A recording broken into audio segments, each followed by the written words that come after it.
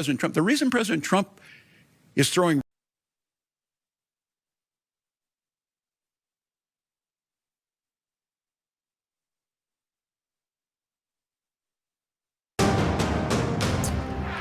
Hi, and thanks for joining us. We're breaking into programming to bring you breaking news on the investigation into the 2024 fire at Lutsen Lodge. So we have learned today that an arrest has been made in that case and charges filed against the owner of Lutsen Lodge, Bryce Campbell. He's been charged with 3 felony counts of first-degree arson, along with insurance fraud, also a felony. The Minnesota Bureau of Criminal Apprehension is holding a press conference that is set to start any minute now. We are expected to hear from the BCA State Fire Marshal and Cook County Attorney's Office as well at any time. So let's give you a little bit of history here. Lutsen Lodge burned during the overnight hours of February 6th, 2024. So we're coming up on 2 years here. Nobody was injured in that fire, and no guests were staying at the lodge at the time of that fire. The charging documents show a timeline on multiple efforts to reach Campbell as this fire started. The building was destroyed, and even a year after this fire, so last February, very little information was released on the investigation. Yeah, we just showed you the night of the fire, and now you're looking at the aftermath. This is the day after the fire. You can see sort of how massive that resort really is and the historic value of the Lutsen Lodge. Now, after the fire, reports started to surface on multiple lawsuits filed against the resort's owner, Bryce Campbell.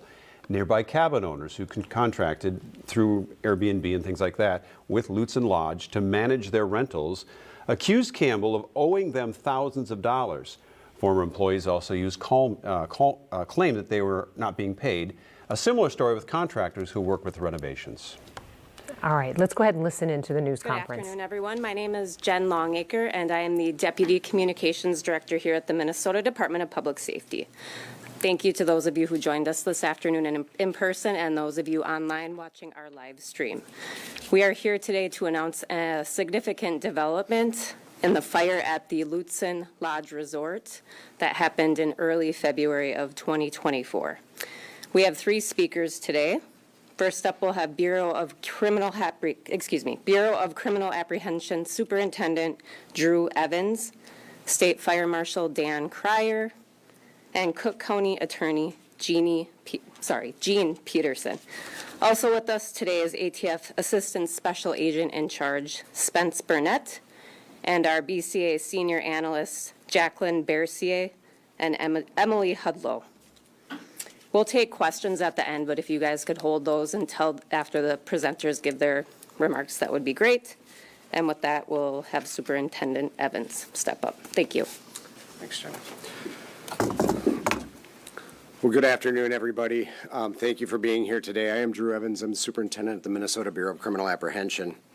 Shortly after 1 p.m. yesterday, on Wednesday, December 3rd, Bureau of Criminal Apprehension, Financial Crimes and Fraud special agents working in coordination with Michigan authorities apprehended Bryce Campbell, the owner of Lutsen Resort Lodge, for the 2024 fire that destroyed the lodge.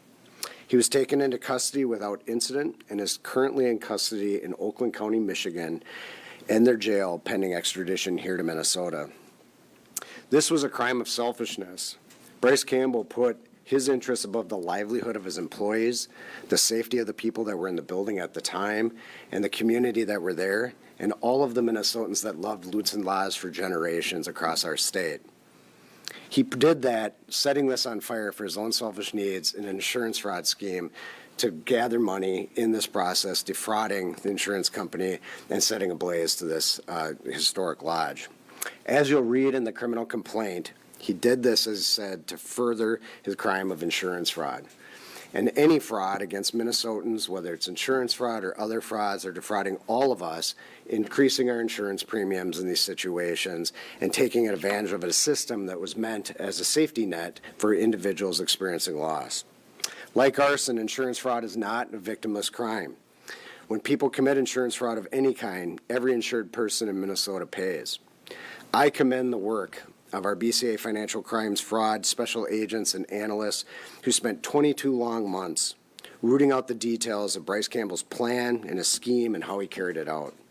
This was a methodical investigation that took a lot of investigation, working with a lot of partners to really uncover the scheme that was in place here at this time. We then took him safely into custody this week, as I noted. I'm grateful for the work of our partners at the Minnesota State Fire Marshal Division, who completed a thorough investigation of the complex fire scheme, as this complex, as you covered before, was burned in a significant way, as well as our partners at the ATF, who spent a lot of time working together with the partners here, the Cook County Sheriff's Office, who spent time working on this investigation alongside all the partners, the Cook County Attorney's Office, who's here with us today, as well as the volunteer firefighters of the Lutsen Fire Department, who spent days working to douse the flames. And to the people of northeastern Minnesota and Minnesotans everywhere who have visited this historic lodge in our North Shore, we appreciate your patience as we conducted our investigation, and we recognize how significant this loss is to that area of this state. And with that, I will turn it over to State Fire Marshal Dan Cryer.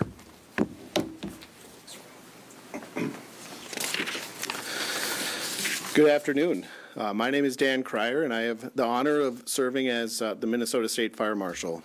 So as Superintendent Evans mentioned, fraud is not a victimless crime, and arson is not a victimless crime.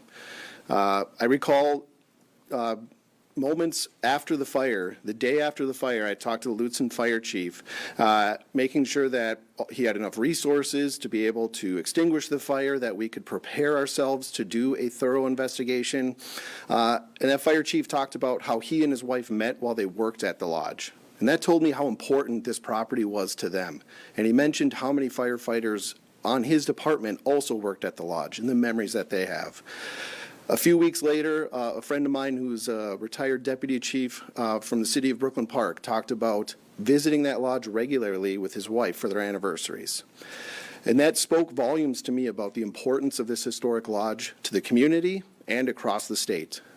In my office, as well as our partners here behind me, we made sure that we dedicated as many resources as possible to complete that thorough investigation to bring us to where we are today.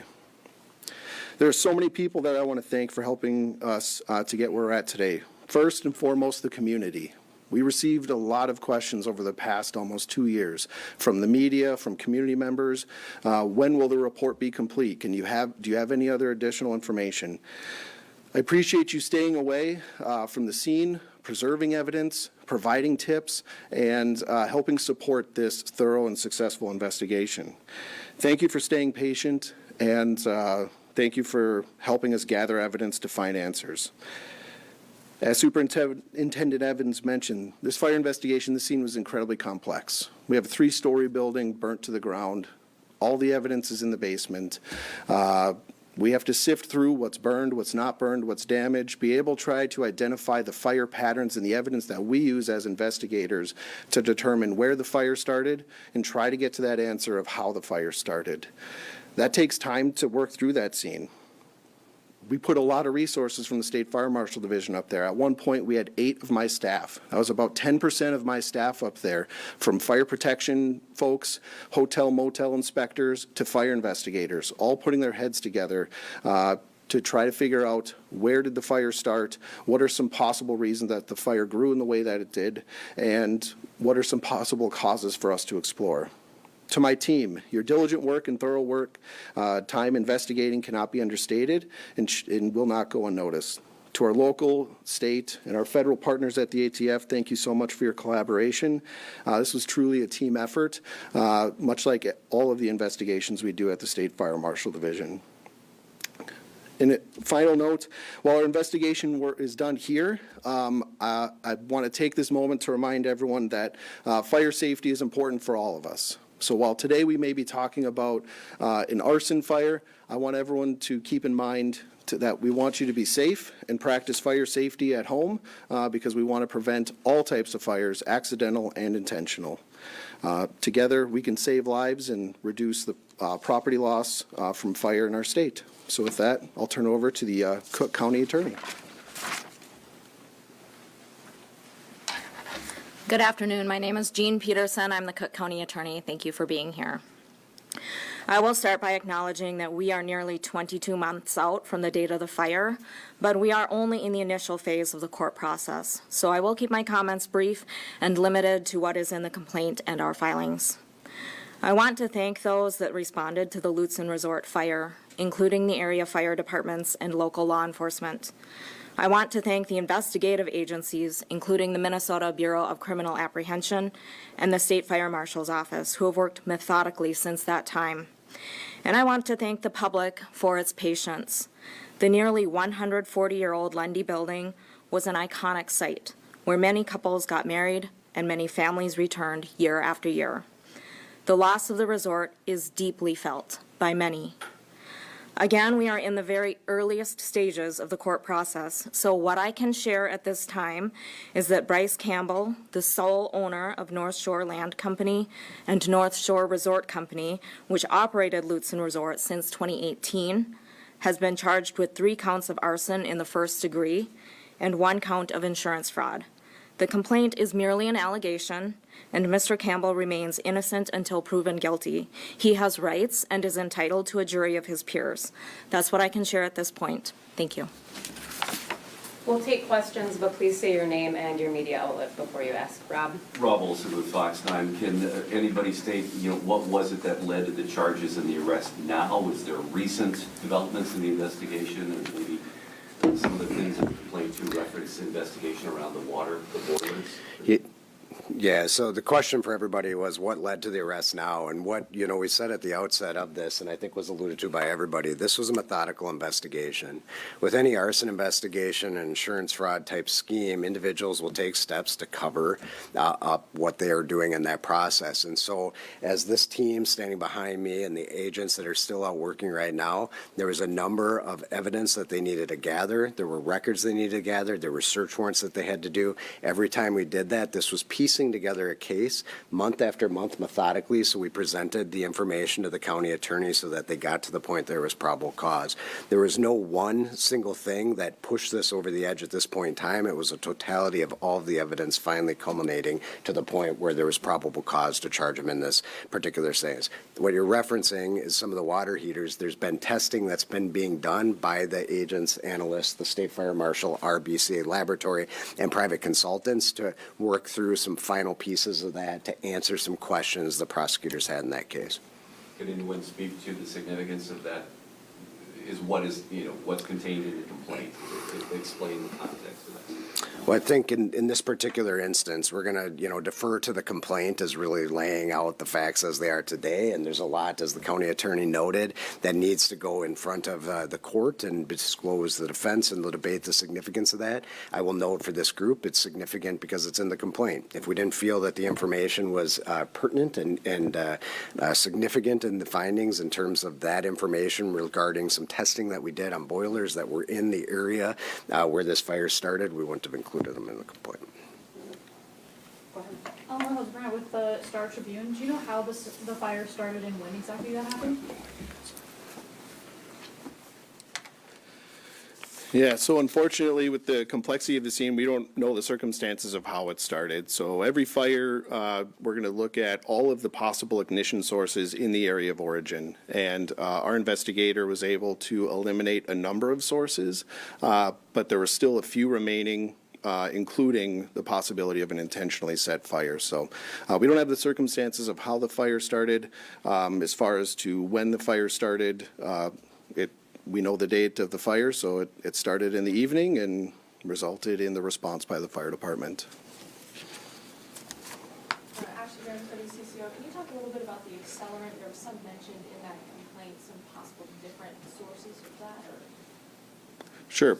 So the question, sorry, I forgot to repeat the other question. Question about the accelerant that's referenced in the complaint.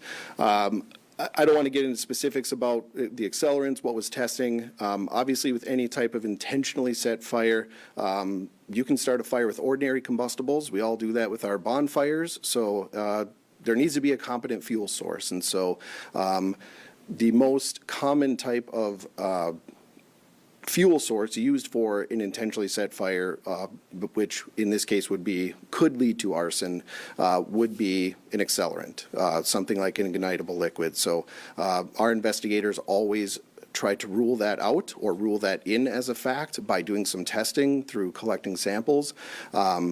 When we get an identity of what it is through the chemical analysis from the BCA lab, we then also perform exemplar testing on clean samples or comparable samples to say, yes, this source would be competent or not competent. So those are some examples of how an accelerant would be tested or could be brought into the complaint for this case. Renee Cooper, KSTP. Wondering, have there been any other suspects throughout this investigation, and do any other suspects remain? So, with any investigation, as we work through those, we're not going to get into the details of the investigation because it's actively being litigated right now. What I will tell you is that this was approached from the team that was here, from everybody that worked together, very holistically. This wasn't focusing on one individual and only one individual. It was looking at determining exactly what happened and then working back through the individuals. Obviously, in a case like this, when you look at the person that owned this as they started digging into the various financial records that are outlined in the complaint and what was going on, it's certainly going to develop as a person that we need to rule out or have additional discussions with. But in this particular instance, it became clear as we worked through this, as outlined in the complaint, that there were a number of things going on with the individual and the owner in terms of what the motivations were behind this. That lays it out in there from the financial situation that this lodge was in. And then couple that together with the pieces as they were trying to track down the whereabouts of him throughout this time period. And that's what took so much time, is to really piece together that timeline as you're working with a location that was completely obliterated from the fire to really understand what happened. And it leads us to that conclusion through the totality of everything they learned, that he's the individual responsible for this fire and intentional fire and the insurance fraud that was being committed. I have one other question, maybe finish this. What happens now, both in terms of the defendant, when he might be brought back to Minnesota and make an appearance, and what is the status of the property itself?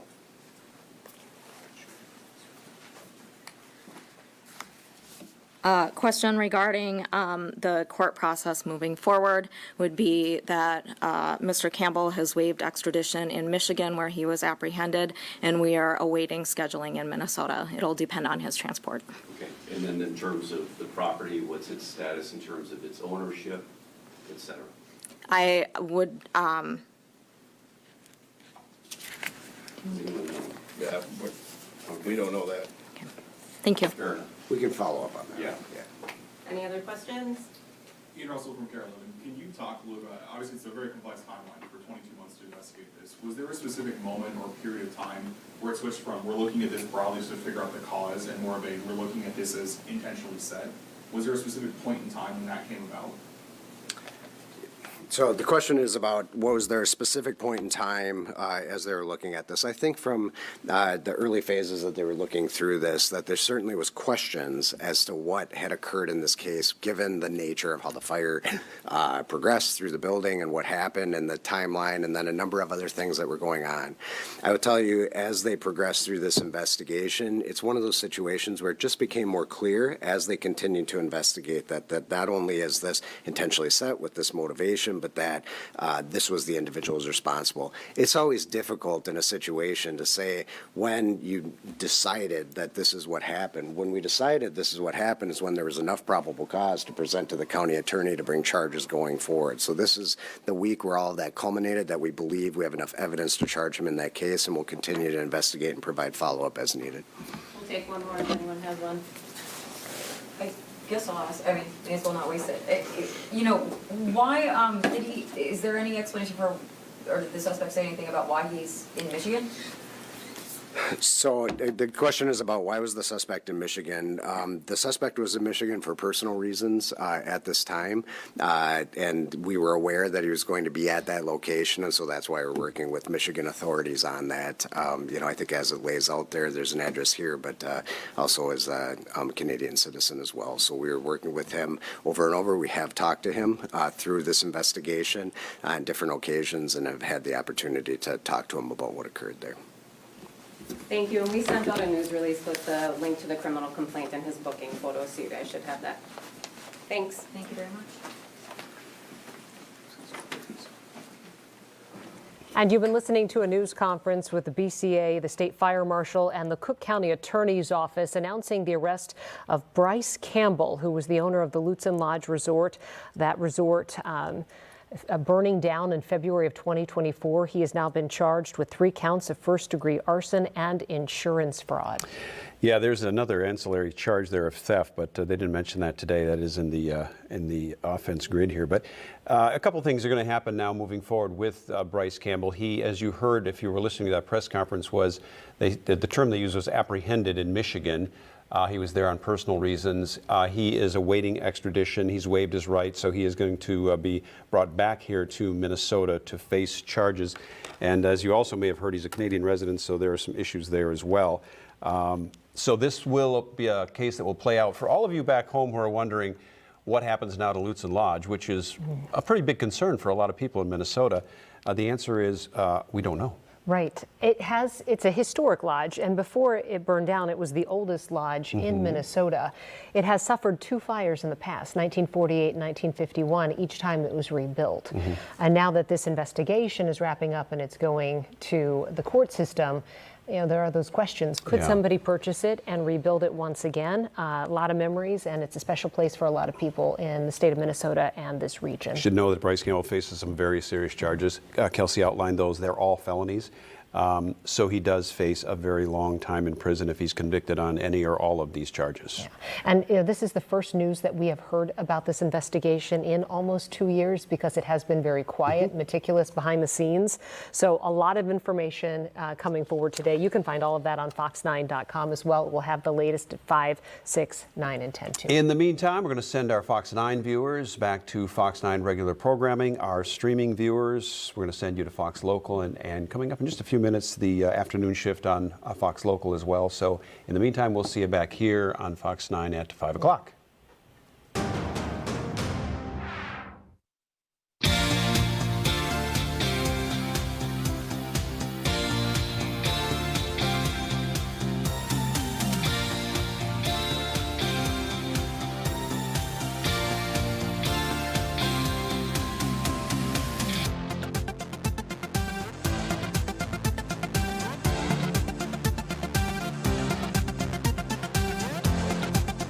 Thank you, Randy Meyer, for that great introduction. This is the afternoon shift. It is Thursday, December 4th. I'm Adam Llorens. I'm Max Fuller. I'll save the AKs because we got some pretty meaty stuff on the menu today. Yeah, you just heard that press conference about the Lutsen Resort Lodge on Lake Superior. A blaze destroyed it in the early morning hours of February 6th of 2024, and they found the suspect, and it turned out to be the owner of the lodge there, and so he's being extradited back from Michigan to Minnesota, and we're also still tracking this Somali American ICE story as well. Absolutely, and we're expecting to hear from community leaders and local politicians in just a second here, where we got the podium up out of the corner of our eye. So if you see us kind of just glancing over here, we're just waiting for people to approach the podium so we can hear from the people themselves. That's right. It's being held at Minneapolis City Hall. The Council on American Islamic Relations, better known as CARE, is really spearheading it, and it looks like Jaylani Hussein, who's the Executive Director of CARE, is coming to the podium now. Let's take a listen in. All right. Good afternoon, everyone. My name is Suleiman Adhan, Suleiman. Last name Adhan, Adan. I'm the Deputy Executive Director here at CARE Minnesota. Thank you so much for joining us here today. We are standing together today because our community is living through a moment where I wouldn't even say it's 4 days in. It seems like forever. Myself and my team and those behind me have been inundated with calls, long nights, early mornings, parents afraid to take their kids to school, my own high school that I graduated from telling us that their own students are afraid to jump on the train from Roosevelt High School. When will enough be enough? But one thing that has been for certain is that Minnesotans have come out in droves for support. And behind us today, we have some of a subsets of those that are from the legislative body and from city and local government, and those that are on the ground as organizers, community leaders, imams, and others to speak to this today. The first person we have speaking here today is Jaylani Hussein, the Executive Director of CARE Minnesota. Jaylani Hussein, Jaylani Executive Director for the Council of American Islamic Relations, CARE Minnesota. Today we want to announce some initiatives that we are asking Minnesotans and others to get involved in an effort to respond to not only the attacks from the president, but what's been also happening on social media. This past week has been extremely challenging, not only to Somali Americans, not to other immigrants here in Minnesota and across the country, but particularly the Minnesota community, the larger Minnesota community. We've had a president call our community derogatory terms, and in this moment, we have a choice, and that choice is to respond boldly, bravely, and consistently. And in this moment, we believe that love is going to win, not hate. And we are asking our beloved community here in Minnesota to join us in these initiatives and more. First and foremost, we know that there's interest to learn, to celebrate the Somali American experience as part and parcel of the many immigrant communities who have come to this country, whether through planes or boats, through Ellis Island or airports, that have found their way into this land, made it a home, and brought their culture to this country. It is the Italian young child who was afraid to share his pizza that today we do not recognize the pizza as an Italian thing, we recognize it as an Italian-American idea. In fact, it is so American that most people forgot the idea that it's an Italian cuisine that every single American today tastes, touches, and enjoys. The fact of the matter is, we Somali Americans have many incredible culture that we are infusing every single day into this great country and this great state. One of the delights that many people know about us is our sambuse, which you will hear about for those who don't know, but it will cure your hateness. May not cure your hateness, but it'll make you think twice about hating people who make such incredible food. And for that, today we are announcing a nationwide call for Somali Heritage Month, a month that this entire country can celebrate, remember not only the impact that Somali American and immigrants have done across this country, some who every single day work in turkey plants, poultry plants across this country. Most of you have eaten the food that Somali Americans have prepared for the past 30 years that you do not even realize. Those who worked hard every single day in those difficult jobs at factories across this country just to give their children a slice of the American dream. So while we determine this month, we believe will be June because it celebrates the history of Somalia and its birth after the Civil War, after the colonial colonization and the birth of the Somali state. So we will ask cities, counties, and the state of Minnesota and states across this country to proclaim June to be Somali Heritage Month, where school children, businesses, and others alike can remind and share the beauty of this incredible culture.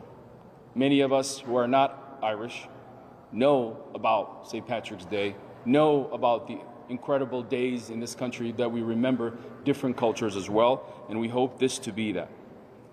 In addition to that, we are calling today, which we have already seen some, but statements of support, statements of love, statements that declare that Somali Americans not only are here today, but will be here in the future. Statements of what Somali Americans mean, not only to this great state of Minnesota, but to your company, to your organization, and most importantly, to this country.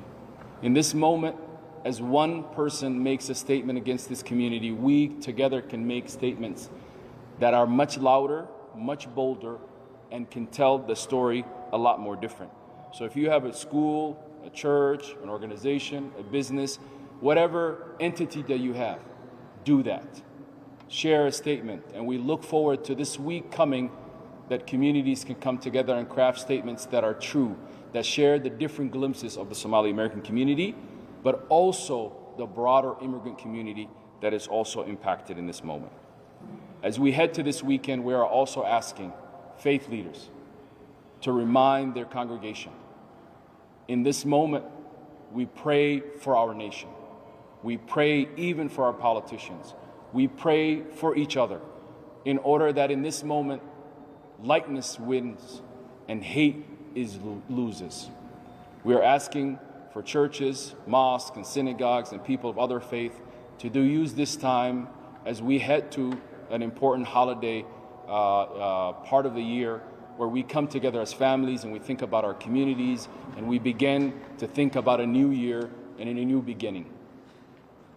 We are also asking in this moment, as already has happened, we are asking for your neighbor to check into your Somali neighbor, your Somali colleague, your Somali friend, your Somali doctor, teacher, those who are impacted in this moment, to check in with them, to see what they need, to let them know that you are here for them. Because in this moment, it is this type of hate that will lead to incredible bondship and relationship and love. People who may have smiled can now have a conversation, a cup of tea, and actually be bonded together. And we are looking forward to that happening not only this weekend, but throughout.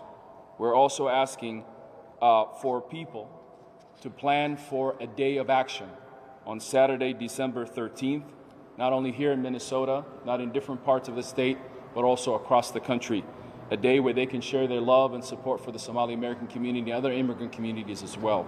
In this moment, we are not going to retreat. We're going to lean in. We're also asking for everybody, especially now. Our conversations have left sometimes the hallways and in areas, and our conversations have now become into social media. And we're asking in this space as well to share your love, your support for the Somali American community and other immigrant communities as well. This is not a time to be silent. This is a time to be bold and to speak up. And we are asking for people to support the Somali businesses. We know many of them are affected. Look in your neighborhood. Find that business, that restaurant, that salon, that grocery store, that other business that is in your neighborhood, in your community. Reach out to them, visit them.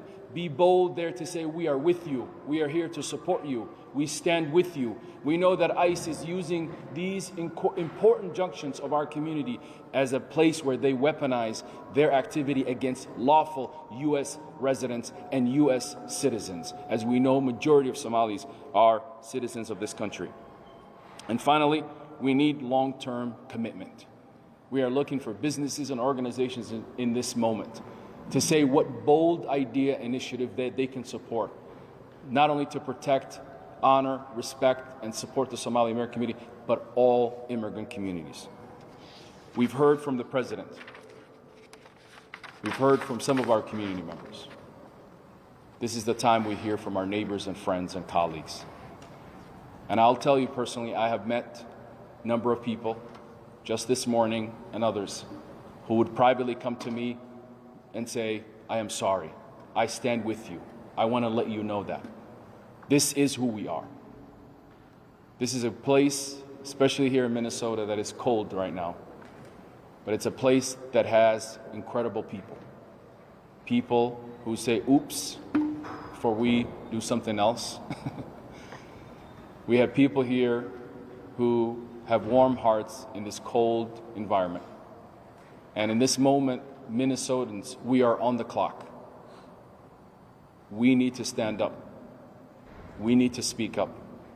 And we need to share a glimpse of the great experience that has happened here for the last 30 years, where Somali American children today find this place, this land, with 10,000 lakes and more as home.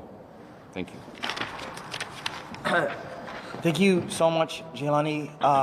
The rest of the speakers that you'll hear today are going to kind of expound on what Jaylani was saying on those 4 points on the asks, the day of action, the robust support that not only we as an organization need, but we as a community need as well. The next speaker that we have is the Executive Director of Ayeda Leads. Hold on. Good afternoon. My name is Habon Abdulle, Habon, last name Abdulle. I am the Executive Director of Ayeda Leads, an organization dedicated to advance and protect the well-being and leadership of African diaspora community here in Minnesota. Our work is rooted in the belief that when our community is supported, our entire state grows stronger. We are living through a defining moment in our country, one where we must decide whether we truly uphold the ideals we claim. This is a time that calls on all of us to affirm that immigrants are not only contributors, but an essential part of the fabric of our state and our nation. I'm proud to stand with my community, all immigrant community. That is who my community is. My community is also Minnesotan. My community is the people who live here in Minneapolis. I'm a proud Somali Minnesotan. Now more than ever, we need leaders who will stand up and stand strong, who are willing to call out harmful rhetoric and call our community back into compassion and care. Ayeda Leads, alongside our partners and neighborhood, is proud to support the establishment of Somali Heritage Month. This recognition honors the culture, the richness of our culture, and provides an addition to the culture that we found already here in Minnesota. Together, we can shape a future rooted in belonging and shared purpose. Thank you. Thank you so much, Habon. Next, it's my pleasure to invite Imam Hassan Jam.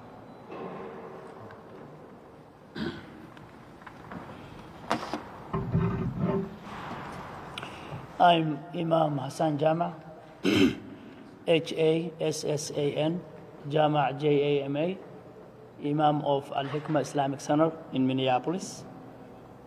Unapologetically, I want to say I'm American, I'm a Somali American, I'm a Minnesotan, and no apology.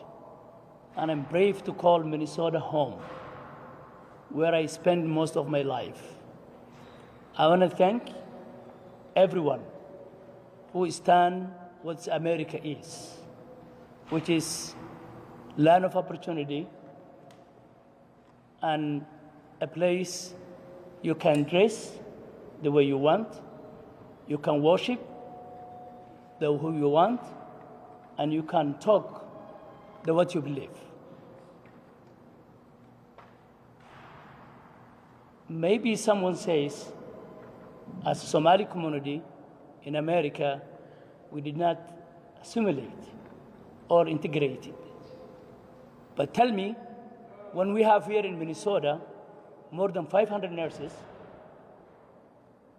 doctors, lawyers, teachers, elected officials, from Congress to the neighborhood associations, business people,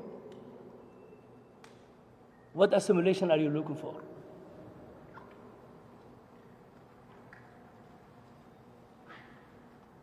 We must also recognize our President Donald Trump is attempting to distract Americans from real issues, including his rapidly failing approval rating by targeting and blaming vulnerable communities. This kind of political rhetoric is not new in America, in American history, and it does nothing to solve real problem facing our nation. What we are witnessing today as a Somali American echoes the painful experiences that many communities face in the past. Irish community, African American, Italian, Jewish, and others who were unfairly targeted, yet preserved and become pillars of American society. Today, the Somali American community, together with all Minnesotans, stands united with resilience, dignity, and unwavering commitment to our shared values. We will not be divided. We will not be intimidated. We will not continue to stand for fairness.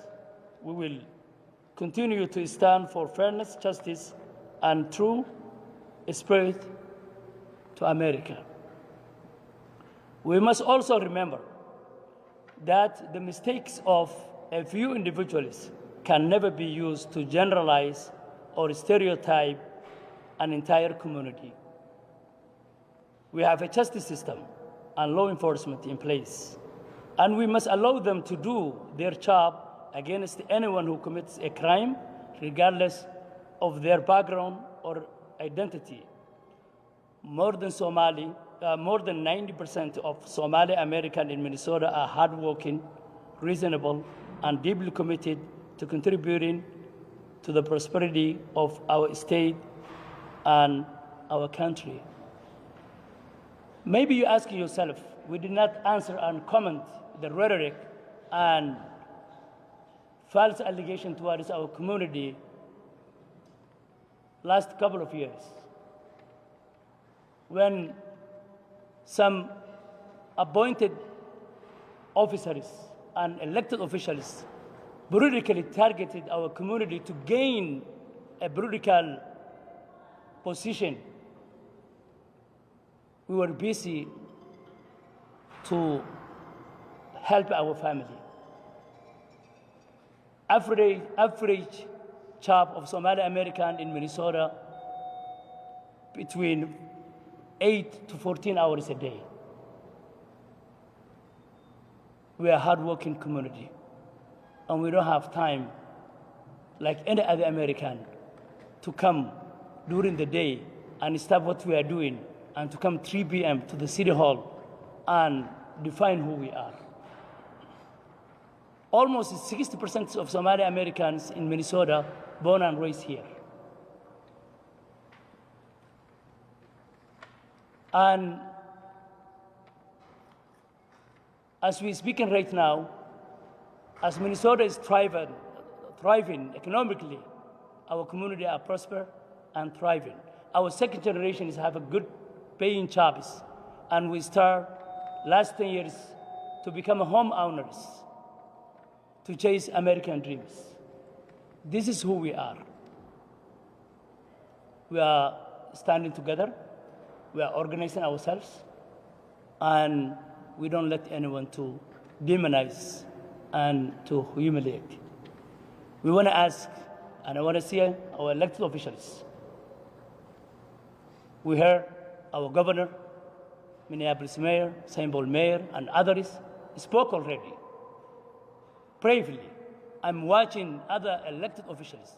If they are not complicit with the racism comes from Washington, I want to hear from them if they care about Minnesota and Minnesota communities.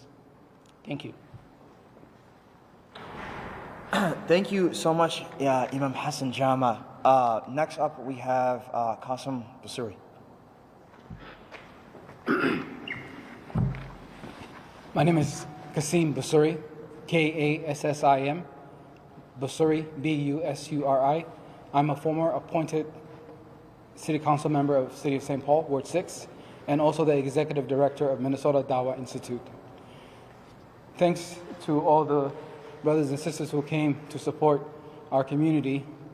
And I also want to thank the local politicians who have supported our community and continue to support our community. President Donald Trump attacked and verbally attacked Americans yesterday. and the day before, and he continues to verbally attack Americans. We demand he apologize publicly. And we demand Congress and the Senate to make sure he apologizes directly to the Americans that he assaulted with his disgusting words against the Somali community. And every community that he attacks, there needs to be a check of power. So we demand President Donald Trump to apologize to the community. And he didn't attack foreign entity. He didn't attack a foreign country. He attacked American. An attack on one American is an attack on all Americans. Again, we ask Donald Trump to apologize. Thank you. Thank you, Kasim. We definitely share that sentiment. Next, we have Pastor Anthony. My name is Pastor Anthony Galloway, Anthony Galloway.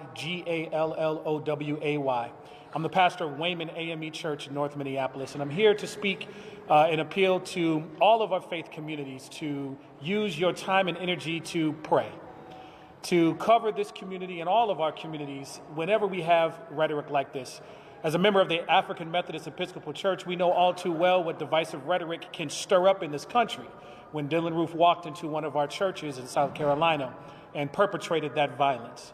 We know what that looks like here in the state of Minnesota, that stirring up this hateful rhetoric has led to not only the vandalism of several mosques, but of course the bombing of the mosque in Bloomington. So we need to stand together in solidarity and be able to say, you attack one of us, you attack all of us. We are communities of faith. We are communities of solidarity. It seems that some in Washington would think that nobody would respond if I'm going to attack a community for no reason. The vast majority of all of the Somali peoples in this country, many in Minnesota, there is no reason. This is a frivolous use of tax dollars because there is nothing to find here except to try to stir up the divisions. So we ask and stand in solidarity, not just with the AME Church, but faith leaders across the state of Minnesota and across this country. Urge your congregations to spend some time in your gatherings for praying not only for our Somali community, but also for all of our communities, to put forward all of the things that we venerate in our faith communities. There's a poem in La Ketch, I am, you are the other me. And if I do harm to you, I do harm to myself. In my own faith tradition, the greatest commandment is to love God above all, and the second is to love our neighbor as ourselves. So let's act on all of those things and use all of the times that we can gather together as faith communities to stand in solidarity and to show that you single out any one of our communities in this heinous way, you're going to get a response from all of our communities. Thank you. I almost want to clap too. Thank you so much, the people's pastor, Pastor Anthony. Next, it's my honor and privilege to be able to welcome to the podium lovers of justice and champions of peace, members of the Minneapolis City Council and the State Senate. Thank you. Hi, my name is Oreen Chowdhury. I'm the council member to the 12th Ward here in Minneapolis. And I stand with my colleagues on the Minneapolis City Council, Council President Elliot Payne and Council Member Jason Chavez. And I stand alongside my state senator, Senator Zaina Mohammed. In Minneapolis, we love our Somali neighbors. We support our Somali neighbors. And what our president is doing right now is to strike fear in our communities, to divide us, to be bigoted. And we're going to turn that hate into love, and we are making a commitment, as we have done year after year, to recognize Somali Heritage Month in the city of Minneapolis in June, as we have done for many years and will continue to do so. And we will celebrate Somali heritage 365 days, and we encourage and we implore cities across the state of Minnesota and across our countries to follow suit with City Hall here in Minneapolis and also recognize Somali Heritage Month. We're also going to take meaningful action to ensure that our immigrant communities have the protection and services that they need, and that's why this budget cycle we will be making meaningful advancements into increasing funding for immigrant legal services.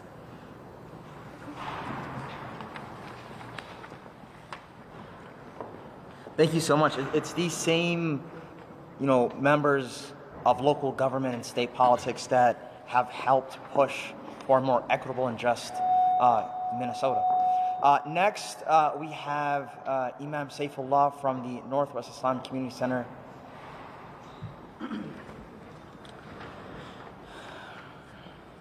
Good afternoon, everyone. My name is Imam Saifullah Muhammad. That's Saifullah Muhammad. I serve as the resident scholar for the Northwest Islamic Community Center in Plymouth, Minnesota. And I am gathering here today with my colleagues and my friends, my brothers and my sisters, in a moment of deep concern. As our Somali immigrant communities across Minnesota are being attacked. In the recent days, President Donald Trump's statements targeting Somali Americans, combined with intensified ICE raids, are affecting families and our neighbors. They have caused fear, confusion, and actual real harm. As a faith leader who works with immigrants and Somali Americans, I must speak honestly. The words that were spoken by our President, Donald Trump, have real consequences.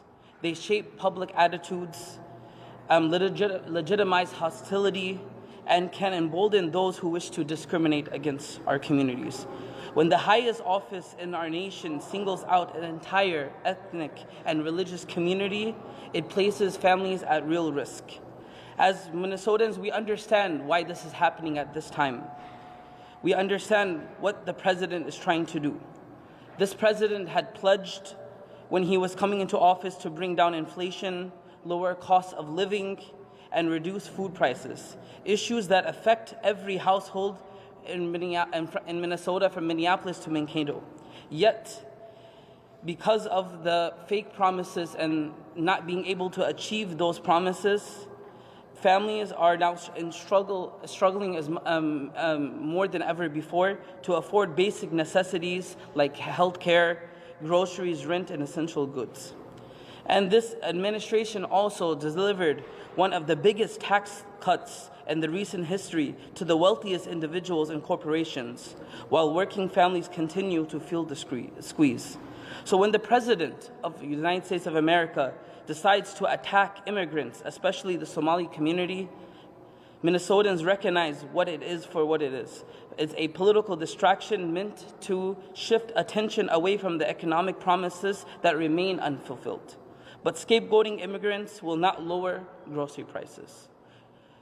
Demonizing Somalis will not reduce healthcare costs. Blaming vulnerable communities will not fix inflation. Minnesotans deserve real solutions, not fear-based politics. Our Somali community will not be scapegoated. Somali Minnesotans are not outsiders, and let me say that very clearly. They are not a threat. They are our neighbors, they are our co-workers, they are our students, they are our teachers, they are our entrepreneurs, and they are our leaders. They are a vital, beautiful, and inseparable part of the state. Islam teaches us, my own tradition teaches us, the dignity that God has given each human being inherently. God says in the Quran, وَلَقَدْ كَرَّمْنَا بَنِي آدَمَ. Indeed, we have dignified every single child of Adam.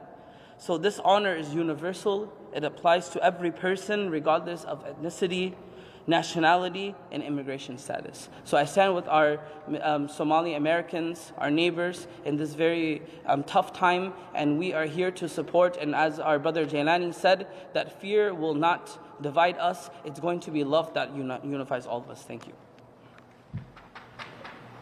Thank you, Imam Saifullah. We next have one of our last two speakers, Michelle Gross. And Dr. Nikima Lemi Arson.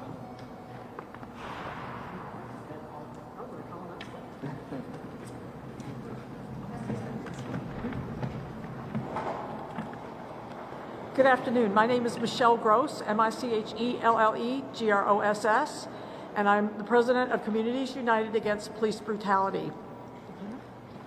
Good afternoon. I'm Nikima Levy Armstrong, civil rights attorney and the founder of the Racial Justice Network. I want to point out something that I think is very important here. First of all, I stand 1,000% with my Somali neighbors.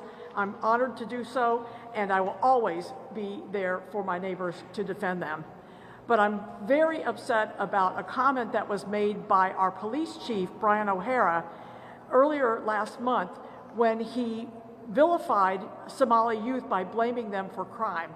And when he did that, he set the tone and he enabled the president to call out our Somali neighbors. You know, I think that words have meaning and actions have consequences. And by saying things, making false statements about Somali youth, he has brought down this attack on our Somali community. He has brought this down, and I think that's deeply unfair. Then he gave a half apology where he said, "I'm sorry if you misunderstood what I said," basically blaming the listener rather than the speaker. And I think that's deeply inappropriate, and he owes this community a giant apology, because what he did was he weaponized. He used words that weaponized so that this administration could have an excuse to come into this community and claim that our neighbors are the source of crime, which is a falsehood, and it is not something that we're going to accept. He needs to own what he's done, and for him to come out and just say, well, if the ICE people bother you, call the Minneapolis police. That's not good enough. He needs to make it clear that ICE has no business being in this town, they have no place here, and they are not going to be bothering our community members, harassing our community members. We pay the salary of the Minneapolis police. We don't pay them to protect ICE, we pay them to protect us from ICE. And that's what they need to do. Thank you. Good afternoon. I'm here, along with Michelle, to stand in solidarity with our Somali community against these unwarranted, unjustified, and unconscionable attacks. As a Black woman, I know what it's like to be a part of a community that is often stereotyped, demonized, and dehumanized based on the actions of a small number of people. And that's what we see happening here. We see a huge focus on bringing negativity to the Somali community and connecting them to the Feeding Our Future scandal. But what we have to remember is, number one, that was a very, very, very small group of individuals involved in that fraud. They're being held accountable under the law. Many, if not all of them, will face time in prison. But the face of that scandal was actually a white woman named Amy Bach. So I'm going to say the quiet part out loud today. That particular person is who gave access for the scandal to happen in the first place. And yet the focus is on Somali individuals. If it weren't for a white woman opening the door, none of it would have even happened in the first place. So let's be honest here. But we don't hear Donald Trump and ICE and their minions calling out white people who engage in fraud or crime or abuse. And I'm from a community that has unfortunately been impacted as a result of white people's crimes against Black people that have gone unrecognized, that have never been addressed, and where we continue to be mistreated and stereotyped, even though our community for decades upon decades have been the ones who have suffered as a result of white privilege, white power, and white supremacy. And the way that ICE is being used right now, it's further leveraging of that abuse of power. So we will not stand for it. We stand in solidarity with our Somali community. When we were calling out the Minneapolis Police Department and other police departments for abuse, we had Jaylani Hussein, who is the Executive Director of CARE Minnesota, standing with us. We had now Senator Zainab Mohammed standing with us before she was a senator, calling out abuses against African Americans. And we had many in the Somali community who marched with us and who also understood our plight and our pain and our trauma because of what was beginning to happen in the Somali community regarding police being weaponized against that community. So we stand in solidarity. We're asking Minnesotans to stand in solidarity, to not fall for the lies and the deception, and to understand that this is in fact political. This is about finding distractions to wield and weaponize political power so that people will not focus on the real atrocities, the real fraud, the real waste, the real abuse that has been levied upon American citizens and some of our most vulnerable residents at the hands of the Trump administration. Thank you. Now we'll take some questions. Jaylani, have you had a chance to speak with local or state Republican leadership here? We've heard a lot from folks in the NFL here. Have you had a chance? You just heard a press conference from Minneapolis City Hall from Somali community leaders and members of CARE talking about this the ICE story that is targeting Somali residents here in specifically in Minneapolis. Absolutely, a lot of emotional, strong, powerful statements being said there, and they're currently taking questions right now. We will provide you those questions. We'll give you the whole press conference in full towards the end of the show here. That's right. That's right. We are going to go to a commercial break right now. We just hit 4 o'clock here, and we are going to be with David Bedford, one of the chief apple growers at the University of Minnesota. They've got a new breed of apple this year. I know, it's kind of crazy. I think a lot of people like me have a similar reaction. Like, what do you mean new apples? I didn't know they're coming out with new apples. Yeah. We're not talking about the iPhone here. We're talking about real, actual, the original OG apples that grow from trees. Yeah. How does this process work? What goes into it? All that stuff. I got tons of questions for him. The 2 best inventions from your alma mater: the new apples and Max Fuller. Oh, well, they didn't invent me. Yeah. They don't get that credit. Productions of your alma mater. They didn't produce you either. They gave me a microphone. Okay. David Bedford coming up next. Don't go anywhere.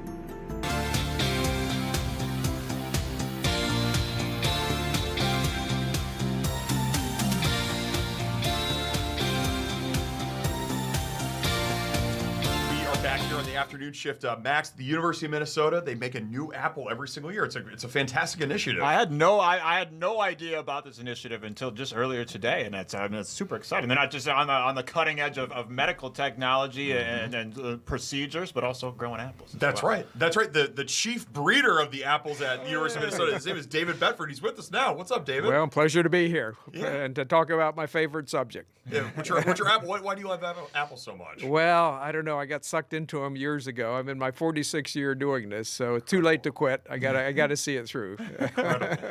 Your official title is Master Breeder. No, you guys have given me some nice promotions, but, but I'm a research scientist at the university, and my job has involved breeding for the last 46 years. And the goal, my goal, but maybe even more important, the university's goal for I think we're up to 117 years now, of breeding apples that grow in this climate. And so most apples, in fact, when you go to the store and you see all those apples on the shelves, most of those will not grow because of the weather we're having right now, the winter.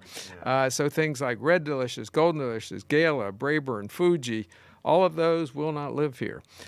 So our job has been to find ones that will live here. And over that 115 years, we've introduced 29 that will grow here and are happy to grow here. And we have 2 more coming out this year. I wish it was an apple every year, but it's not quite, quite that long. It takes us actually 20 to 30 years to develop a new variety. Wow. And so Honeycrisp was 30 years. We've gotten it shrunken down a little bit now, so it's closer to 20, but it still feels like a lifetime when you're waiting for the next one to come. But part of the reason for that is that even with our best technology and breeding, only 1 out of 10,000 of the trees that we develop through the breeding is good enough to make it through the process. 1 in 10,000. 1 in 10,000, yeah. So by the time we release something, it's really the cream of the crop. So that's the job, is sorting out all the also-rans. Yeah, growing up, there were red apples, yellow apples, green apples. What's the need for all these different apple varieties? What sparks the imagination? Well, I mean, I guess you could say the same thing about cars or anything. We want new and better and improved. But I'll tell you, actually, it was when I was growing up, there really was just the apple that was dominant at that time was Red Delicious. And that is such a poor excuse for an apple, I have to tell you. Shots fired. Yeah, well, I got to say it like I see it. And I always say if there was some truth in advertising, that apple would have been pulled, because it is red, but it's not delicious. Let's be honest. It's kind of sweet but mealy, and so when I was growing up, I thought that's what an apple was, and it wasn't too appealing. So it wasn't until I was in college that I came across real apples, good apples, and then I kind of got hooked after that. But Red Delicious was so dominant, and then there was Golden Delicious. So like you say, we had a red, and we had a yellow, and then there was Granny Smith, and we had a green. So I still remember when we were introducing Honeycrisp, a big distributor in Michigan said, "Oh, we have 3 colors. Do we really need another apple?" And it's like, well, let's let the people decide. And turns out they did like Honeycrisp. And from there, it just kind of spiraled up for us. And so a lot of the breeding, almost all the breeding we've done in the last 20 years has involved Honeycrisp genetics, because once you've had that texture, it's hard to go back to those mealy, soft, sort of things. So we've doubled down on that texture, and that's what we're all about now. So cool. I'm really fascinated by the process, because you said that, it takes 20 to 30 years. So take us to step 1, like day 1, the early days. Like what goes into the decision-making process for like the kind of apple you're shooting for? Is it taste? Is it adaptability? Like you said, trying to grow here. Like what goes into the decision-making process of what kind of apple you're shooting for? Yeah, there's actually about 20 characteristics that we look at in apple breeding that we're trying to improve or control. And we never get them all right, but at some point you have to make some priorities about, okay, what is the most important? And so many years ago, we decided that texture and flavor were the 2 most important things. And, appearance is important. You want it to look good, because people still shop with their eyes, but not too many people say, oh, I had this beautiful apple and I'm going to go buy more. They say, I had this delicious apple and I'm going to go buy more. So we have to reach a certain level of appearance, but really it's texture and flavor that makes a unique experience. So Honeycrisp just raised the bar immeasurably for texture. And once we found that, that was the goal. So everything has to have similar to Honeycrisp texture or better. We actually have some that are more crisp than Honeycrisp, believe it or not. And then beyond that, flavor. Well, flavor is a much wider palate. I mean, some people like tart, some people like sweet, so it's not so simple, but what we do know is that an apple needs to be well balanced. And by that, I mean it has to have some sugar and some acid. And some people say, oh, but I love a sweet apple. I don't want any acid. I just want sugar. And I say, well, how do you like Kool-Aid? You know, that's what Kool-Aid is. That's just sugar and water. Yeah. And you know, the human palate, we need to have a little more complexity. So you have to have that little acid in there. And people that like a tart apple, well, the acid's a little higher. People that like a sweet apple, it's a little lower. But it's all about sugar and acid, basically. Yeah. The Honeycrisp apple, would you say that this is sort of the new gold standard of apples nationwide? And are all of them native really to Minnesota, or have they started growing Honeycrisp apples in other states? Yeah, we developed it and introduced it in 1991. And now it's spread throughout the country, throughout the world. In fact, right now, depending how you do the measurements, it's either number 1 or number 2 in the U.S. I think volume-wise, it might be number 2. Income-wise, it's number 1 because it sells for a higher price, you know, as it should. I mean, diamonds should sell for more than popcorn, you know. So, but at any rate, yeah, it's spread around the world basically, and you know, anytime because it's so different, you know, it really makes an impact. Like in breeding, usually we hope to make little incremental improvements. We want a little bigger apple, a little redder apple, a little crisper apple. Well, you know, so those are nice little steps. Well, Honeycrisp, when we're looking at texture, went from here to here. You know, it's like, oh my goodness, and we only get that once in a million, you know, where you make such big steps. I compare it to, like in human genetics, Albert Einstein, you know, 1 in a million where those genes fall together in just the right way. And so that's what Honeycrisp did, is raise the bar, and in a good way, I think. You know, people tend to have liked it, and like I say, once you've had it, it's hard to go back. So it's being used very heavily in other breeding programs. We're not the only one. Now that the world has discovered it, everybody wants a piece of that in their offspring. So yeah, we're on the Honeycrisp bandwagon. I love it. I mean, and the Honeycrisp is perfection, like you said. But how do you know? How do you know when it's like? How do you know when it's done? Like we got it. We got the. Yeah. Well, you never are finished. I can tell you that. You know, as good as Honeycrisp is, it's not the perfect apple. And for a consumer, maybe it's pretty close to perfect. But we have to be able to grow it easily too. And Honeycrisp is a hard one to grow. So the growers, in fact, when we first sent it out for testing, I heard from the growers out in Washington and said, this thing is a nightmare. We're never going to grow this. You might as well come and pull these trees out because we don't want them. Well, that would have been the end of it, except that some of the fruit got out into the market and the people said, oh, we like this. And we'll pay more. If it's harder to raise, we'll pay more. And so those growers said, oh, well, if you're going to pay more, we'll grow it. So it kind of almost fell off the edge of the table, and kind of the grassroots effort kept it alive, basically. So anyway, we're trying to make apples that are easier to grow, maybe have a little more disease resistant. Those other 20 characters I talked about might not be quite as important to the consumer as texture and flavor, but it's part of the whole package. So we're still working on improving. Now, David, you all have released 6 new apple and grape varieties for growers. Can you talk about these new varieties that are just released here? Yeah. We've started a new program now. That's going to be a national program, and it's going to be directed more. Our past apples, the ones like Honeycrisp and Sweet Tango, some of these big players, we would normally license big wholesale growers throughout the country, and they would have the rights. So they would be the ones who send the fruit to the market, make sure the standards are good. But there's never been a pathway for the kind of the small growers, and even like some of the local growers, the growers you would go out to and pick apples in the fall. They've always been kind of off to the side. So our new program is directed at them specifically. And so some of our best material now is going to be made available to them. It's a club, basically, that they will join, an organization, and then they'll have access to all of our best stuff. So we have 3, yes. Now, one of those is out already, and that's an apple that, when it's grown in Minnesota, is called First Kiss. And that's a Honeycrisp child. We happen to have 2 names for that variety, which is a little unusual. When it's grown outside of the state, it's marketed as Rave. So if you see a rave in the store and a first kiss at your local orchard, they're the same thing. But they very well might taste different because of the climate, the soil, that sort of thing. So our growers, maybe rightly so, say the Minnesota stuff is the best. And in some respects, it kind of makes sense that we develop those varieties for this climate.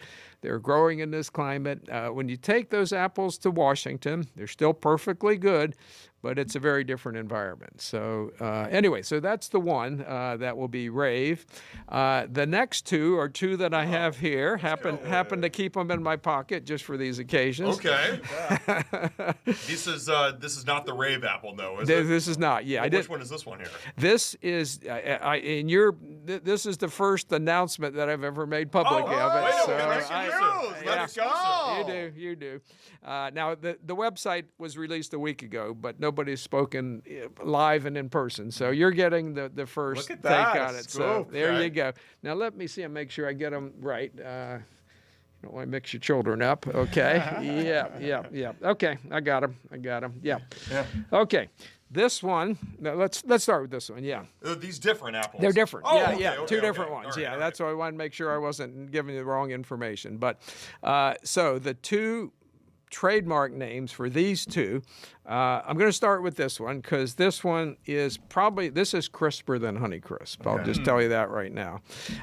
This is called Super Snap. Super Snap. Yeah. That's hope gives you a little sense of maybe what's coming when we have a name like that. Okay. The second one is a much milder, and normally it's a huge apple normally, but that just happened to be what I have, which is a good size apple. They're both good, but that one is going to be called Big Flirt. Big flirt. Big flirt. Yeah. So we'll have first kiss, Big Flirt, and Super Snap. All right, let's give it a little try here. Yeah. Let me cut them for you. You want to cut it? We're gonna do it just officially, so you get the proper size slice. Let's start with Big Flirt because that's a milder one. I mean, you're the apple master breeder here, cutting an apple. This is how we do it, and that's how you do that. Okay. Hey, Dave, can I ask you while we try these, what goes into a name, by the way? Don't even get me started. We don't have enough time. I'll tell you that naming a child is a lot easier than naming an apple. Because there's no lawyers that say you can't use that name for your children. I mean, maybe your kids are going to have some psychological problems or something. Choose a bad name, but But these, it's a trademark, so you've got to get it approved. It can't be like anybody else's. Blah blah blah blah blah. This is Big Flirt right here. That's Big Flirt. Right, yeah. So hopefully you get a little sense of crisp and juicy. Yeah, it's very juicy.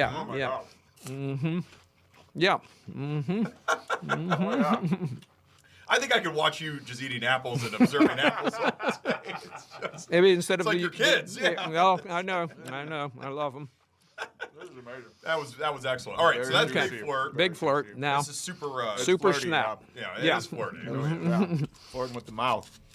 Now this, you tell me, but to me, this is crisper than Honeycrisp. Okay. This is a category that we call. Was that a name that was in contention at all? Crisper than Honeycrisp? It doesn't really roll out. Yeah, it doesn't. Yeah.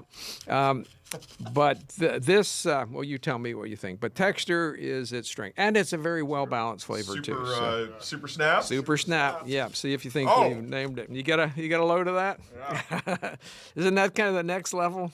I like this one more than the other one, actually, personally. Yeah. Me too. Yeah. Mm-hmm. It is very good. It's not as sweet as the other one, I don't think either. No, that's right. But this is balanced. There's sugar and there's acid, and that's what we're looking for. And that's independent of the fact that texture is what I call explosively crisp. You bite into that, well, you should have some eye shield or something because it's gonna spray. David Bedford, you're the master breeder at the University of Minnesota. What a treat of a segment here. This is awesome. Yeah. Your passion is just brimming out of you, man. It's amazing. It's the apples that do the talking. David, we appreciate you coming in studio. Thank you so much. My pleasure. Thank you, guys. Yep. Awesome. Maxx, coming up next, we're going to bring some humor to Studio 9. Yeah, absolutely. We got a local comedian, Denise Winkleman, who's lived 1,000 lives. She's not only a comedian, she's a former model, a former professional wrestler. Yep. I mean, she's lived a million different lives, and we're going to hear all about it from her and about her upcoming show tomorrow right here in Minnesota. All of that and more coming up next on the afternoon show.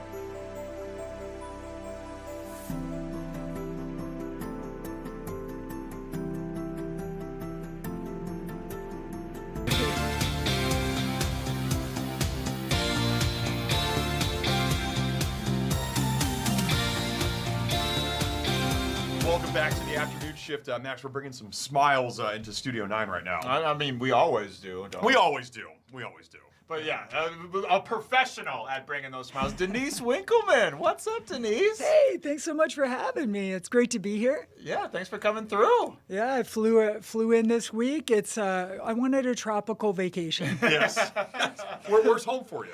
Home right now is Los Angeles. I love that. I love that. Yeah, you kind of got to be there to try to make it in the comedy world, right? Oh, you got to. New York, LA, somewhere in there. Yeah. Although not as much anymore, but you can kind of do it from anywhere. But been there 5 years. I moved 2 weeks before the shutdown. Oh, fun time. Not Yes. Timing is everything. Right? Yes. You live in Southern California now. You're from North Home, Minnesota. I am. Those are your roots. Can you talk about growing up in North Home and maybe how that's contributed to your comedy? It's helped a lot, actually, because it's so small, like 300 people in the town, 18 people in graduating class, did not finish top 10. Did not. There's a reason I'm doing comedy. Right? I was never going to be in NASA. Yes. No, not at all. It was a good place to live. I just feel like we should have been more creative with the name. Like we should have just let some drunk dude climb up on a water tower and pick the name. like Jenny as a slut.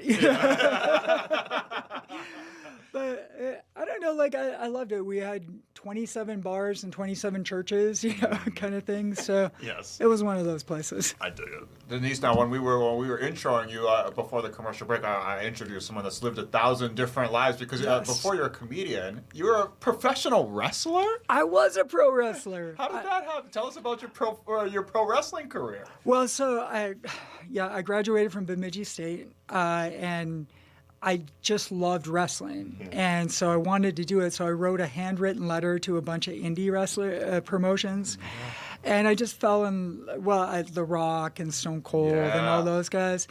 And at the time, Cincy was a real hotbed of wrestling. So I moved to Cincinnati when I was 23. I wrestled 5 years on the indies there, like 500 matches, something like that. Holy crap. Indiana, Kentucky, like all the great places, kind of thing. Ohio, but met a lot of great people because a lot of people came through this school. Northern Wrestling Federation, it was where the Monster Abyss started, where Wildcat Chris Harris started. Carl Anderson was the best man in my wedding back in the day. Wow. So, like a bunch of people went through there, got to meet a bunch of really good people. I wrestled as the mad scientist. Because one day in promo class, Carl Anderson pulls me aside and says, "Hey, everybody's bored. Could you just entertain everybody and do one as a mad scientist?" So I did, and I got stuck with it. So I would come out and chew the ropes, and I'd be really intense, and I'd like growl at people and tell them I think my first angle that I really did, I whipped up a potion, which was just Gatorade.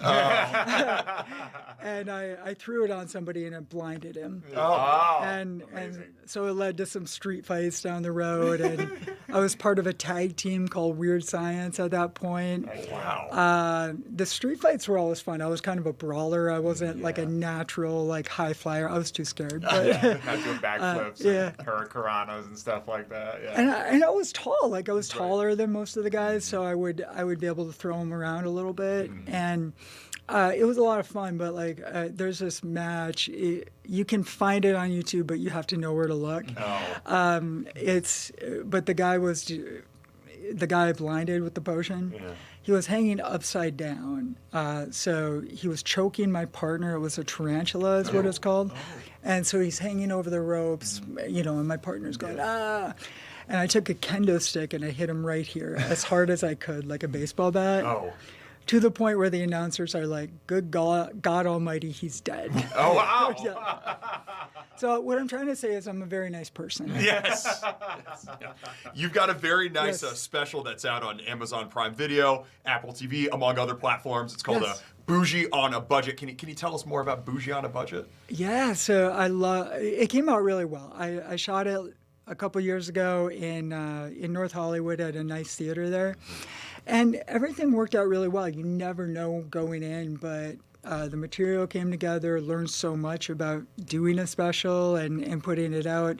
So the title is Bougie on a Budget. I do some pieces about, growing up poor in northern Minnesota. My family's Golden Corral poor. the best so the best meal we ever ate was the salad bar. my dad would take us places like one time he would took us to the big Michelin star restaurant. Yeah. And by that I just mean he put on his best tires. But for us it was Applebee's. Yes. And he would go. Ain't nothing wrong with Applebee's now. Come on. No, I'm not even. I am not. Combo, all of that, yeah. Us too, but he tried to be classy, like, oh, garçon. Could you bring us your finest array of Cheese Whiz? Oh, yes. And they did. Yes. We were raised on Natty Light. So. Oh, okay. I speak Natty Light. Yes. I'm gonna go back to college. But I try to class it up a little bit, so I shop at Goodwill now. There you go. There you go. High fashion right there. Denise, now obviously, like your life, just as a comedian, your life informs your comedy. But where do you draw the line? Like, how do you decide, like, maybe this is too personal to put it into my comedy, or does that line not exist for you? That line does not exist. Yeah. So I love Chris Rock. He was like my favorite comedian growing up. Yeah. But like all the comedians I really like, they talk about themselves, right. and that's kind of where they get their truth. Like Mike Birbiglia was another one. Yeah. I love Eliza. Yeah. People like that, and. The first 2 years, so I'm transgender, and I transitioned and moved to Denver in 2013 for a day job, and I started comedy there. And the first 2 years, I was also doing modeling, and I lost a modeling job because they found out I was trans. They were going to fly me some places. And so the first 2 years, I never talked about being trans on stage. And so I went out to California and saw some comics at the Comedy Store, and I was like, no, if I'm going to do this, I'm going to just talk about me. And, like, it's a big part of my life. It's shaped everything about me. And so as soon as I started being real on stage, like, it just got so much better. So probably too real. Probably everybody's like, no, you don't have to talk about yourself all the time. You can talk about other things. But no, it's there's no line for me. Yeah. I will overshare with everyone. Like random strangers on the street are like, "Who is this woman? Like, and why is she talking to me?" Yeah. But that's how you get the audience to feel like they know you, right? It's like oversharing. Then it kind of feels like people know you. Is the current kind of climate surrounding everything with trans rights, trans people, and all of that, is that good for comedy? That's kind of, good, bad? It kind of comes full circle, right? Like, because the first couple of years I was in LA, it was really good. And I got on a lot of shows. I was booked a lot of different places, I think primarily because I was trans, which is not the reason I wanted to be booked, you know. But then I was like, give me some stage time, you know. But then when the Chappelle stuff hit, it kind of changed everything and the whole attitude shifted. And now it's kind of coming back a little bit. So I think, I don't want to push it on anybody. I just want to talk about myself. It just be funny. I want to be silly and tell D jokes. You know? I think being authentic to yourself and being real with yourself is one of the most important things that anybody can do in life, whether you're a comedian or anything else. So I think that's awesome, and being able to use that through comedy, it's got to be a really great gift that you have, and being able to kind of harken back to that and kind of be able to share some of your struggles and your journey to the audience. Absolutely. When I started talking about being trans on stage, it was when I was in Denver, and some were conservative rooms, and I was like, I don't know how this is going to go. And I would always have people that would come up to me after and be like, hey, I have a trans kid, or I know someone or I learn so much like watching you. I felt like I was doing a TED Talk. I was like, did you like the jokes? And they're like, what jokes? That's fulfilling, though. That's very cool. Yeah. Yeah. So what's next? Are you working on the material for the next special yet? Yeah, absolutely. Actually, tomorrow I'm at the New Hope Cinema Grill, and a lot of that is new material.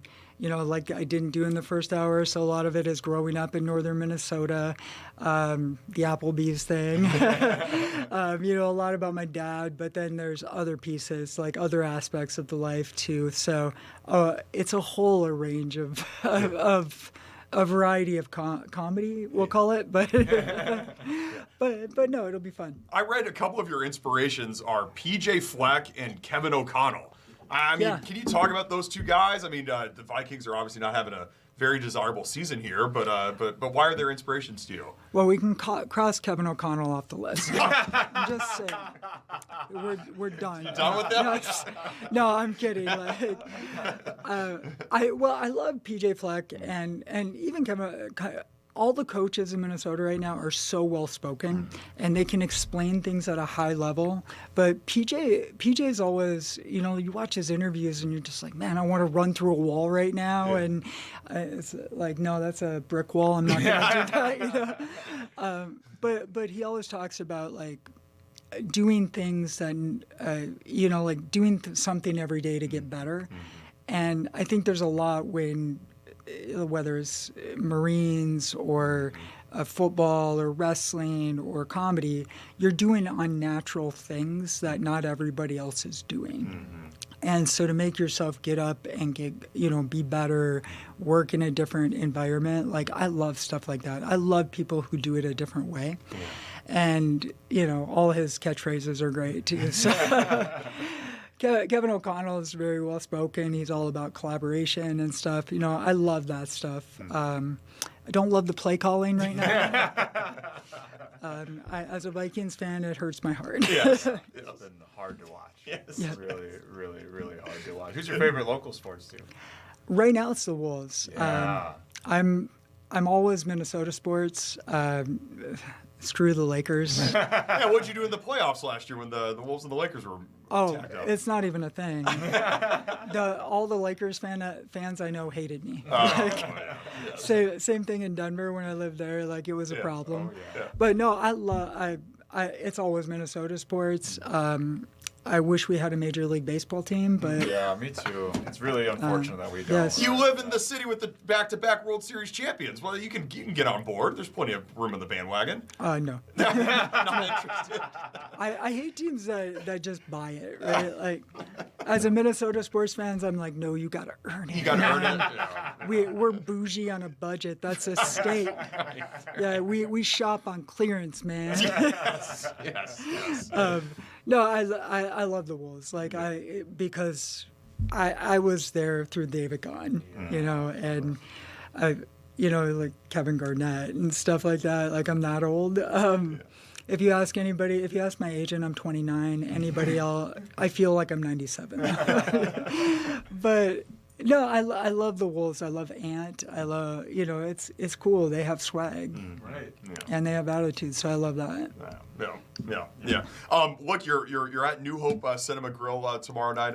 Can you give maybe people a little taste of what they can see if they go over there? Yeah, come out, see the new stuff. You hear me talk about Northern Minnesota and my dad taking us to Disney and.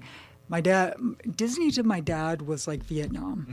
Okay. He hated it so much because he wanted everything on a discount. So, so all that stuff. And so he would take us 2 hours from northern Minnesota and be like, we're here. Oh. And it was a sawmill. Oh. And he's like, this is Disney North. Yeah. And we're like, where's Mickey? Right.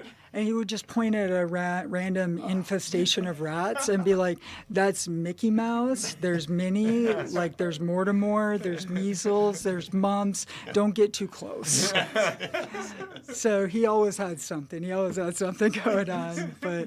But the only theme park we ever went to was my aunt took us to Disney once, but she saw the prices and said, we're going somewhere better. Oh. it's too expensive. So she took us to the Holy Land Express. The Holy Land Express. Which is a Jesus theme park. Oh. And so we got to see really great rides like Noah's Ark, which was just a rowboat with holes in it, one scraggly little dog with an eye patch. Man, they had the Black Plague. Oh, yes. Which, it was just those same rats that we saw at Disney North. Yes. And it was just narrated by RFK and Jenny McCarthy. Oh, yes. And the flat Earth where we would just walk. Oh, yes. Just straight. You couldn't turn. We actually saw a real live crucifixion. Oh, wow. Okay. Oh, yeah. It was part of the Florida Scared Straight program, so real death row inmates. Yes. And there would be a whipping involved, and okay. 3 days later, you could buy another ticket and see it. Yes.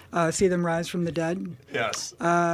It was a different actor, though. It's a different actor. Yes. It was a different actor. So I just gave away the whole show. So you don't even got to say it. Go to New Hope Cinema Grill. Yes. Denise Winkleman, Minnesota's lucky to have you, and thanks for representing us all across the country, across the world with your comedy. Of course. Thanks for having me. Let's hope you both come. Like, we can frolic all the way there. Yeah, let's do it. Thanks, Denise. More to come from the afternoon shift after this.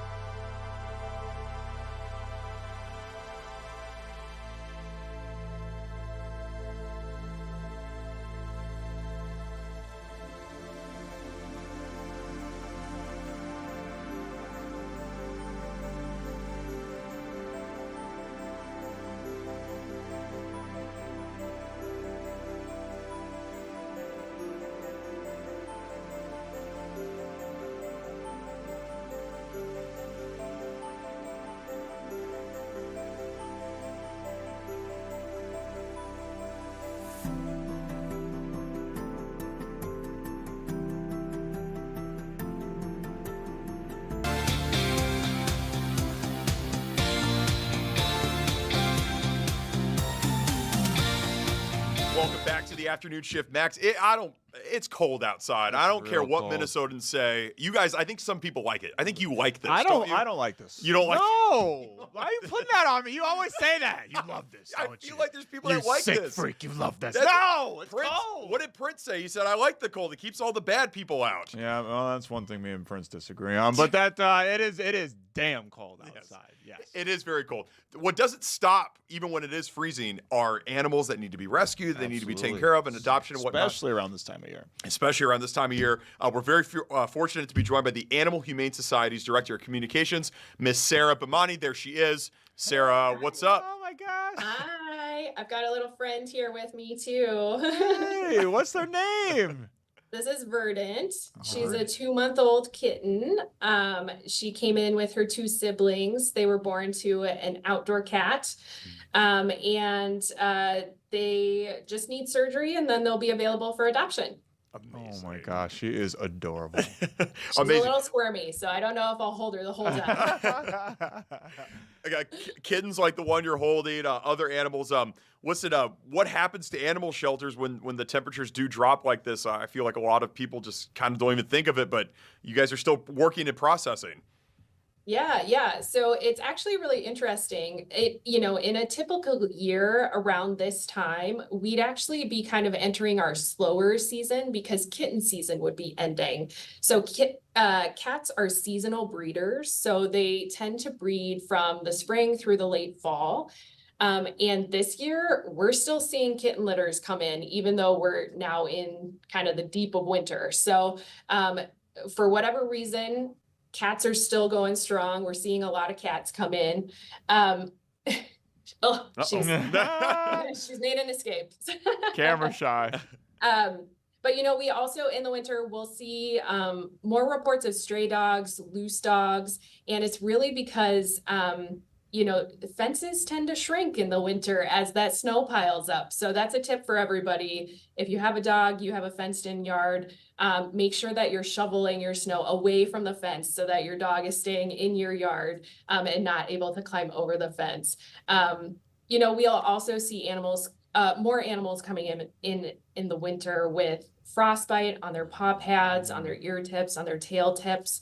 Another tip that we tell folks is if you park your car outside, it's always a good idea to tap a few times on the cover before starting your engine, just in case a cat found their way into the innards of your car to stay warm near the engine.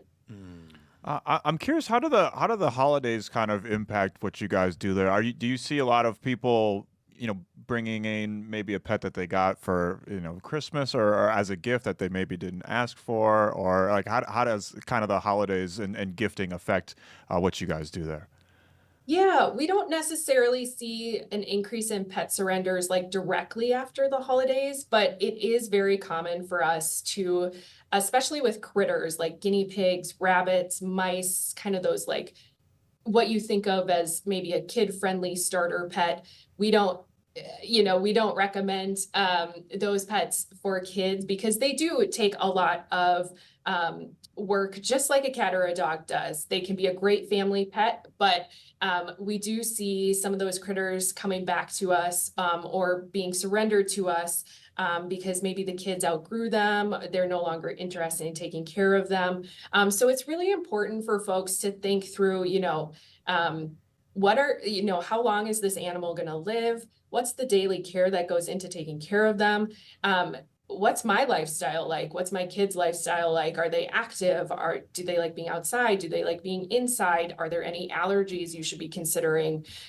So at Animal Humane Society, we really recommend instead of getting an actual animal for somebody as a gift, we recommend gifting the experience of coming in and adopting a pet as the gift. So maybe you get them like a little bundle of pet supplies and a gift card to AHS that'll help cover the adoption fee, and then come in together so that the individual who's actually getting the pet has a say in which animal they end up adopting. Because it's really a personal decision. There's a bit of matchmaking going on.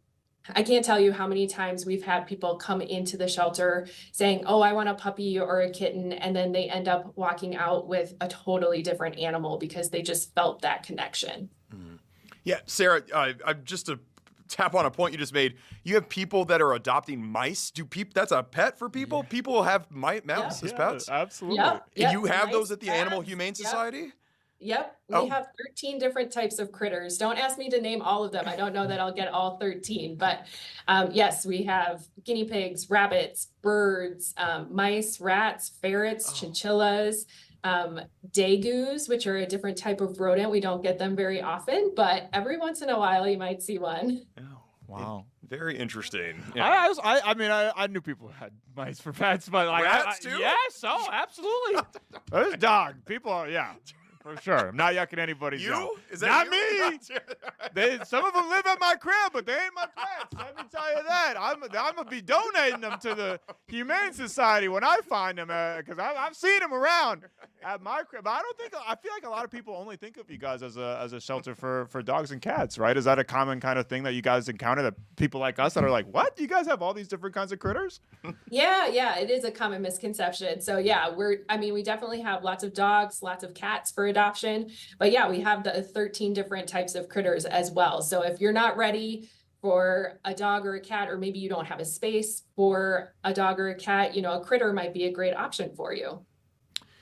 Sarah, all fantastic information. All the jokes aside here, how can people support Animal Humane Society this holiday season? I know Giving Tuesday was just a couple days ago. What are some initiatives that you all have? Yeah, absolutely. So donating is always very much appreciated. If you can't donate money, we also have a wish list on our website. So animalhumanesociety.org. There's a donate tab. You can learn all the different ways that you can donate to us, whether it's financial or supplies, or even your time. We're always looking for volunteers. There's a volunteer tab on our website as well, so you can learn more about the different roles we have available and what goes into that.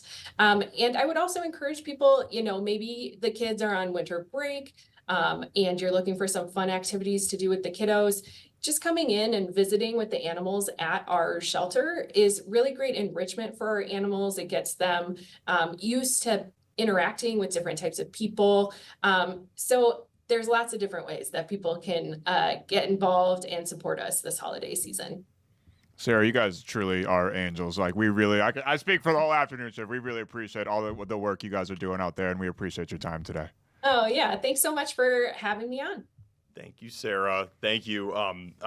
Mice and rats, among other animals at the Animal Humane Society. Yes. Oh yeah, they run on little wheels and everything. Yeah, people got them. I had some friends. They weren't. I'm not saying this is why they aren't my friends anymore, but they had some friends in the youth that had mice as pets, and it was didn't have too many sleepovers at their crib. No, definitely not. No. I commend people that have those, and the Animal Humane Society is doing amazing work of rescuing these animals and making sure they're in a good, well-run home and all that. Yeah. I know not all animal homes are created equal, and the Animal Humane Society is at the top of the list. Oh, for sure. They're at the cutting edge. They're innovating all these different ways constantly to try to keep these animals safe and healthy, and especially warm throughout the winter. Absolutely. Good work they're doing there. And good work we're doing here on the afternoon shift. We're going to take a break, and then we're going to round out today's episode right after this. Don't go anywhere.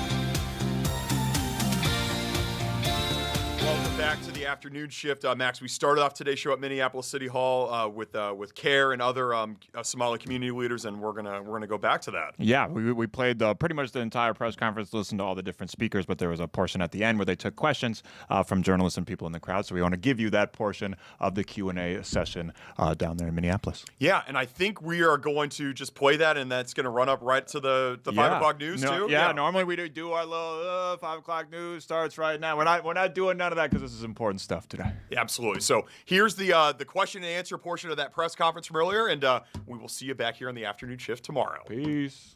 State Republican leadership here. We've heard a lot from folks from the NFL here.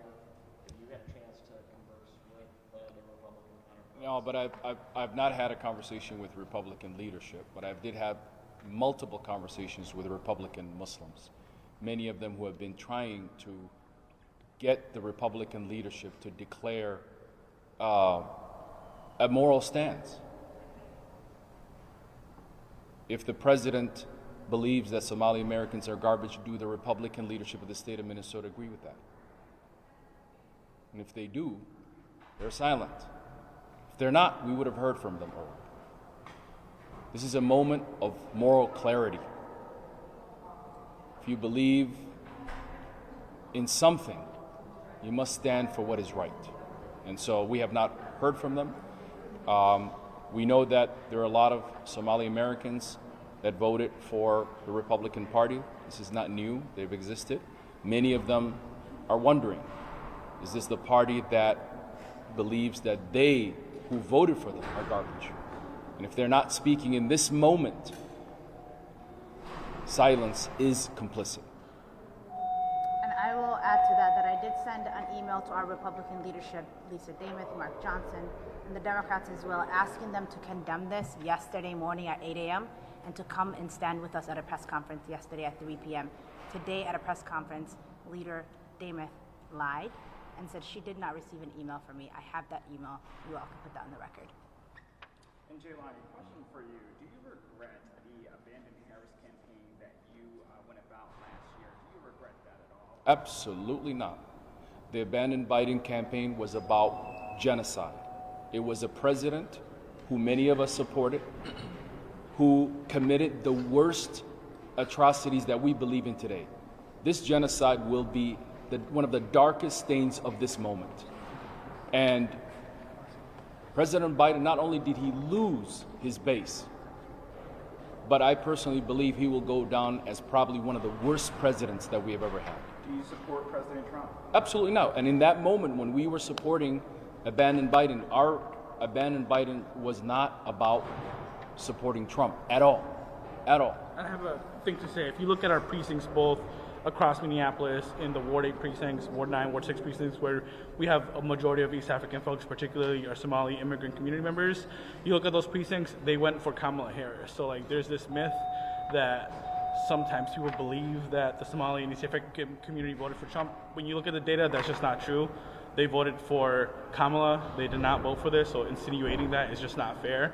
So you look at the data, it is very clear that folks did not want any of this to happen. So I just wanted to at least make sure that you look at the data, look at election results, look at the precincts.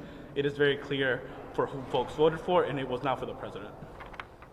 Jaylani, you've been talking about for a few days that a lot of leaders are getting texts and phone calls about ICE detainments. Can you put any context to how many people are being impacted, what families are seeing?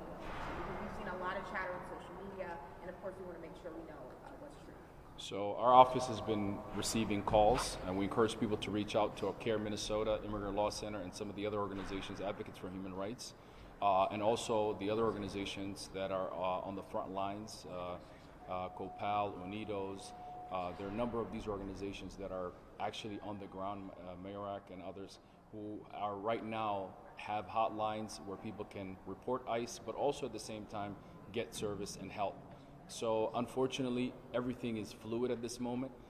We are hearing a number of individuals who are U.S. citizens detained, some for a little longer, others for a short period of time.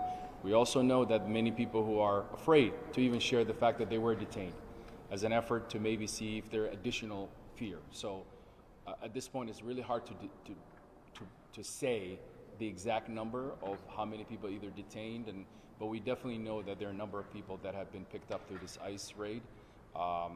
We believe in the dozens at this moment right now. It could be a lot more or less depending on when families reach out to us and we get an accurate number. And also, as we mentioned, this current ICE administration does not provide immediate information about the whereabouts of the individual. And that's something that makes it very difficult for families, because by the time somebody finds out somebody's gone, it may be days or 2 days, and then we may not know exactly where they are, sometimes even longer than that. Jaylani, can you talk about the effect that this has had on the community right now? Because we have seen this effect in other cities where there have been these operations here, and the chilling effect that it's had on certain communities. Can you talk about right now what is going on in the East African community here in Minneapolis and the greater Twin Cities metro? Well, right now it looks like ICE is hunting down black people.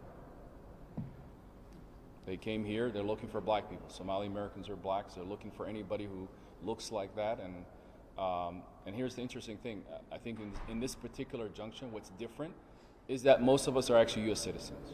Some of us, majority of us are actually born here. So the likelihood of finding an undocumented Somali is extremely difficult. It's just a reality. They're in the hundreds. So if ICE is here to crack down on immigration, they're not really doing that. They're cracking down on targeting and terrorizing Somali citizens in the United States who now are worried about, should I go get my passport, because that might be the only way to verify that I am a U.S. citizen. So it's extremely disappointing. It's frustrating. Our community is in shock and fear. We've asked folks to be calm. If you are an individual who's experiencing some version of a planned process of your immigration, to reach out to your attorney. If you need an attorney, reach out to organizations like CARE, and others will help you connect. In this moment, there's an element for ICE to create panic. But we believe if our communities are organized, if our folks who are neighbors understand what the rights are and what you can do, what you cannot do, we empower the community to feel powered. And that's what we're doing right now. So it is extremely frustrating and difficult. But really, this ICE raid, I think, is a lot different than others because it's really targeting Somali Americans and obviously black people, because that's what it looks like. Obviously, the other immigrant communities, we all live together. So this is really a target on our other immigrant communities as well, many who are also undocumented. This is Fox 9 News at 5. Thanks so much for joining us here at 5 o'clock. I'm Simone Bourret. And I'm Kelsey Carlson. Here's a look at some of the stories that we are tracking today. Major developments in the Lutsen Lodge fire investigation. A man arrested and charged with arson now, and it's somebody who's been on the radar of investigators for a while. So we'll have a lot of details in that investigation to talk about in just a bit. Also, several faith leaders from here in the metro stand together against what President Trump has said against the Somali community in Minnesota. This comes as Somali leaders announce initiatives to support the Somali community. Bloomington police exchanging some gunfire with as they attempted to pull over a driver who was going the wrong way overnight. And Karen Scullin has the latest on that investigation and what the police chief is saying today. And the state releasing a budget forecast. Our Corin Hoggard is going to take a look at the numbers and what it means for residents of the state. And then we're going to talk about the Vikings. They've lost the last 4, so we're going to talk about how they're preparing to face the Commanders on Sunday. J.J. McCarthy back in as quarterback as well.